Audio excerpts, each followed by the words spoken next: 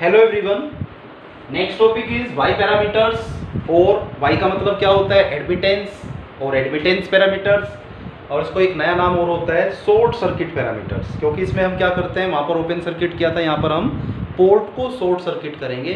That's why it is called short circuit parameters. ठीक है, तो आइए स्टार्ट करते हैं। तो सपोज हमारे पास एक नेटवर्क है, ठीक है, एक इनपुट पोर्ट है एज यूजुअल, एक आउटपुट पोर्ट है। इनपुट पोर्ट का जो वोल्टेज है V1 है, इसमें करंट I1 है और ये मेरा करंट I2 और वोल्टेज, यहाँ तक कोई दिक्कत नहीं। ठीक है, अब इसमें देखना पड़ेगा डिपेंडेंट वेरिएबल्स क्या हैं एंड इंडिपेंडेंट वेरिएबल्स क्या हैं। तो हमने माना here I1 and I2 are dependent variables, ठीक है, and V1 and V2 are independent variables. ठीक है, तो जो डिपेंडेंट वेरिएबल है उसको इधर लिख लेते हैं अपन। कैसे लिखेंगे? I1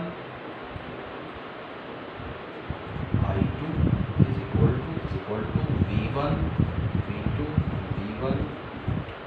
अब इक्वेशन बैलेंस करना है। ठीक है, तो ये क्या है? एम्पियर, और ये क्या है? वोल्ट। और volt upon impedance is called ampere, या 1 अपॉन इम्पीडेंस क्या होता है? Admittance Y। तो ठीक है, ये होता है ना, देखो V इज इक्वल टू होता है I Z, तो यहाँ से I इज इक्वल टू क्या लिखोगे? V अपॉन Z, और I is equal to 1 upon Z को क्या लिख सकते हो? V into Y। तो वोल्टेज इंटू एडमिटेंस Y, तो इसको लिखोगे आप Y11 plus Y12 Y21 plus Y। तो आपके पास ये Y पैरामीटर्स की इक्वेशन आ गई। ठीक है, where Y11 Y12 Y21 and Y22 are called admittance parameters or simply Y parameters। अब इसको मैट्रिक्स फॉर्म में देखो आप कैसे लिख सकते हो। इसको मैट्रिक्स फॉर्म में देखो कैसे लिख सकते हो। इसको मैं लिख सकता हूँ I1 I2 is equal to Y11 Y12 Y21 Y2। ठीक है, और यहाँ पे V1, कोई दिक्कत नहीं है यहाँ तक लिखने में। ठीक है, अब इसको मैं सिंपली लिख सकता हूँ I matrix is equal to Y matrix और V मैट्रिक्स। ठीक है, where I is equal to I1 I2 and Y is equal to Y11 Y12 Y21 Y, and V is V1। ठीक है, चारों मैट्रिक्स हमने लिख लिए। अब इसकी वैल्यूज को निकालना है, सेम उसी तरह से जो हमने Z पैरामीटर्स निकाले थे। कैसे निकालते हैं? तो सबसे पहले हमें इक्वेशंस का जरूरत पड़ेगा। हम लिख लेते हैं I1 is equal to I2 is equal to Y11 V1 plus Y12 V2 Y21 V1 plus Y22। अब इन इक्वेशंस को यूज करके आपको क्या करना है? अलग अलग पैरामीटर्स को कैलकुलेट करना है, जैसे पहले किया था। यहाँ से देखो Y11 कितना हो जाएगा? Y11 इज इक्वल टू कितना हो जाएगा? यानी V20 हो जाएगा। ठीक है, तो ये हो जाएगा I1 upon V1 when V2 0। Y11 is equal to I1 upon V1 when V2 0। इसको हम बोलेंगे ओपन सर्किट नहीं, सो V20 मतलब जब करंट जीरो होता है तो क्या होता है? Open circuit. जब वोल्टेज जीरो होता है तो शॉर्ट सर्किट। इसको हम बोलेंगे short circuit input admittance. Input admittance. ऐसा क्यों बोला? क्योंकि इनपुट का ही तो करंट है और इनपुट का ही वोल्टेज है, यानी पोर्ट 1 का करंट है और पोर्ट 1 का ही वोल्टेज है। तो एम्पियर अपॉन वोल्टेज एडमिटेंस मोह, ठीक है। तो शॉर्ट सर्किट इनपुट एडमिटेंस। अब हमें आगे क्या निकालना है, y12। तो y12 कैसे निकालोगे, y12 इज इक्वल टू, देख लो यहाँ से, I1 upon V2 when V1। इसको क्या बोलेंगे आप, अलग अलग पोर्ट का आ रहा है, देखो एडमिटेंस तो होना ही है, एम्पियर अपॉन वोल्ट, ये अलग पोर्ट का, ये अलग पोर्ट का है, तो ये ट्रांसफर इसमें आएगा, ठीक है। अब ये फॉरवर्ड ट्रांसफर होगा या रिवर्स ट्रांसफर होगा वो देखिए आप। इसको क्या लिखेंगे आप, शॉर्ट सर्किट, इसकी वजह से शॉर्ट सर्किट लिखेंगे, और reverse transfer admittance, reverse transfer admittance, ठीक है। रिवर्स क्यों बोला, क्योंकि इनपुट अपॉन आउटपुट आ रहा है, ना कि आउटपुट अपॉन इनपुट, ठीक है। इसको बोलेंगे अब नेक्स्ट इज y21। तो y21 कैसे निकालोगे, यहाँ से देखो I2 upon V1 when V2 0। इसको आप क्या बोलोगे, short circuit forward transfer admittance, short circuit forward transfer admittance, ठीक है, output on input. Next is y22 is equal to, यहाँ से देखिए y22 I2 upon V2, same port का आ रहा है, तो इसको बोलेंगे आप शॉर्ट सर्किट, फॉरवर्ड नहीं आएगा, रिवर्स नहीं आएगा, क्योंकि एक ही पोर्ट का है, वो है आउटपुट, तो यानी आउटपुट एडमिटेंस, ठीक है। तो इस तरह से हमने चारों पैरामीटर निकाल लिए। अब इसका इक्विवेलेंट सर्किट देख लेते हैं सेम उसी तरीके से, कैसे इसका इक्विवेलेंट सर्किट आप निकालोगे, ठीक है।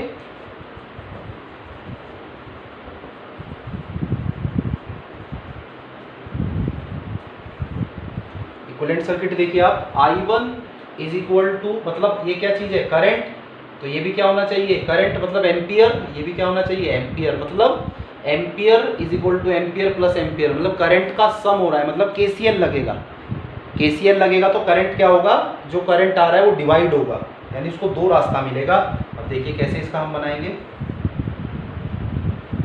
ठीक है। यहाँ पे मान लिया V1 आपने, और यहाँ पर I1, सेम उसी तरह से इधर होगा V2, और यहाँ पर होगा, अब क्या क्या एलिमेंट कैसे लगाना है वो देखिए आप, ठीक है। तो I1 is equal to, current यहाँ पर सपोज डिवाइड हो रहा है, कुछ करंट इधर जाएगा, कुछ करंट इधर जाएगा, ठीक है। अब ये जो करंट आ रहा है इसको मान लिया आपने, इधर ये आ रहा है, और इसका वैल्यू है y11। तो देखो आप, I1 is equal to y11 into V1, ठीक है, तो इसमें करंट आ जाएगा। या आप इसको लिख सकते हो I1, जो ये करंट होगा, तो वोल्टेज अपॉन इम्पीडेंस, और इम्पीडेंस का उल्टा y11 एडमिटेंस, ठीक है। और तो इसी तरह से आप ये करंट लिख सकते हो, और ये करंट कैसी होगी, डिपेंडेंट सोर्स होगा, ये डिपेंडेंट सोर्स होगा, क्योंकि दूसरे वोल्टेज पे डिपेंड कर रहा है, ठीक है। और इसका नाम क्या होगा, इसका नाम होगा y12, ठीक है।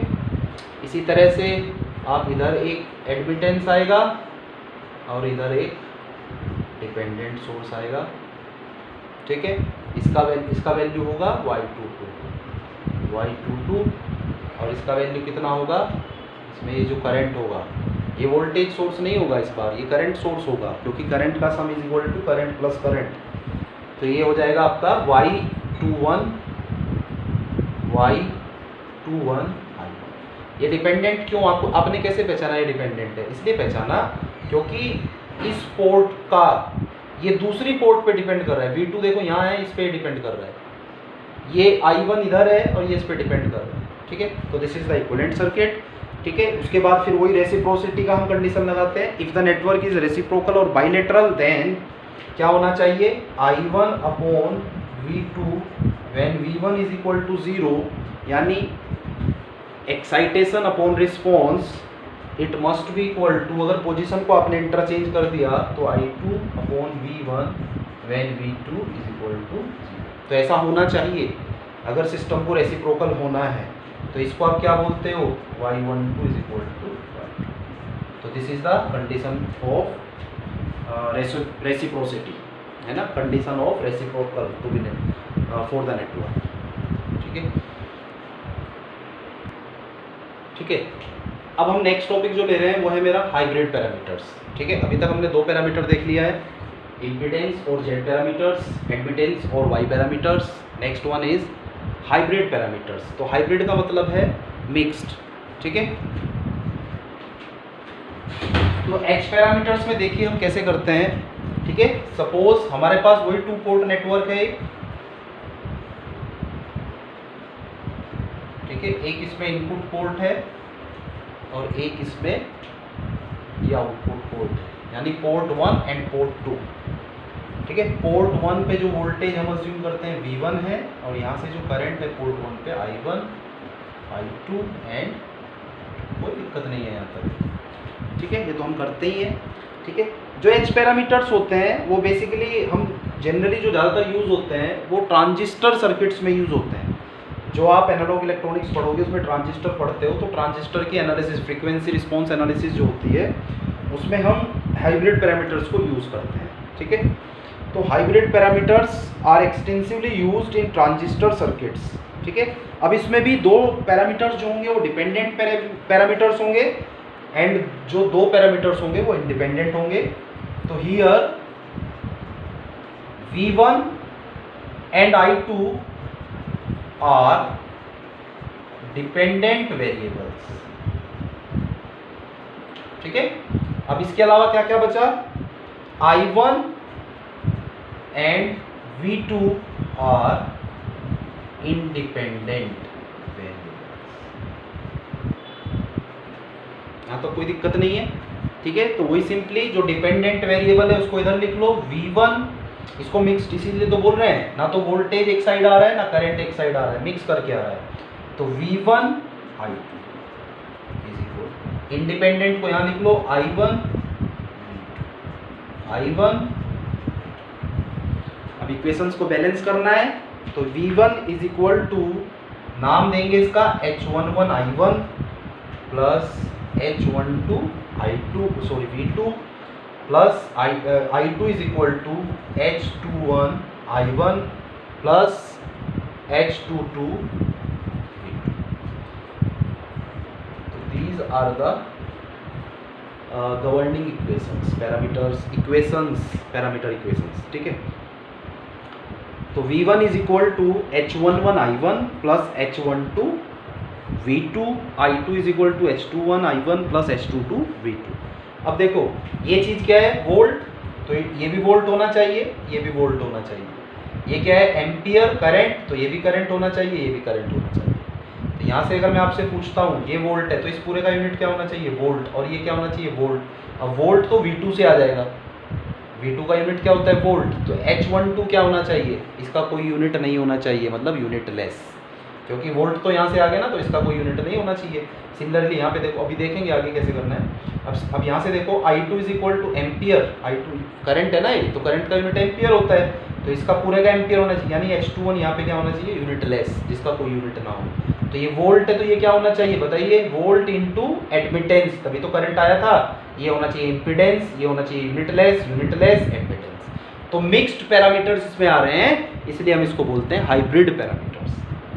ठीक है, अब इसको मैट्रिक्स फॉर्म में कैसे लिखेंगे, सिंपली वही V1 I2 is equal to H11 H12 H21 H22 और सिंपली I1, इस तरह से हम लिख देंगे। अब यहाँ पे लिख देंगे हम इसको, फिर कैसे लिख देंगे, V, इसको ऐसे नहीं लिख सकते आप, V इज इक्वल टू नहीं लिख सकते क्योंकि मिक्स्ड है। ठीक है, तो इसको इससे ज़्यादा और आप सिंप्लीफाई नहीं कर सकते हो। तो V1 I2 is equal to H11, ये तो क्या मेरा मिक्स्ड मैट्रिक्स, ये H मैट्रिक्स और ये भी मिक्स्ड है। ठीक है, अब हमें यहाँ पे निकालना है, सपोज H11 निकालना है, तो आपको डिफरेंट पैरामीटर्स निकालने हैं, देखते हैं कैसे निकालते हैं। सबसे पहले हम बात करेंगे H11, देखो यहाँ से H11, तो ये हो जाएगा V1 upon I1 when V2, H11 is equal to V1 upon I1 when V2 0। अब इसका नाम क्या रखेंगे हम, जीरो हो रहा है, वोल्टेज जीरो है मतलब शॉर्ट सर्किट, लिख लिया शॉर्ट सर्किट।